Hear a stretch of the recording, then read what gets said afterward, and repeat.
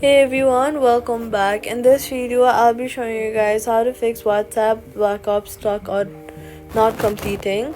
First, make sure your phone is connected to a strong Wi-Fi connection, as backup can be large and requires stable network connection.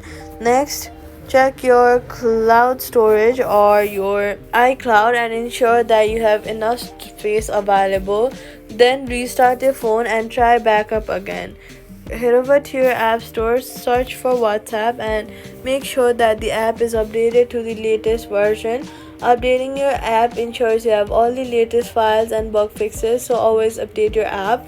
Then check your Google or iCloud account is properly connected to WhatsApp or not. Then, if backup is still stuck, cancel it and start a new backup. Then that's how you fix the WhatsApp backup issues. If this video has helped you, do not forget to like, subscribe, and hit the notification so you never miss out on another helpful guide.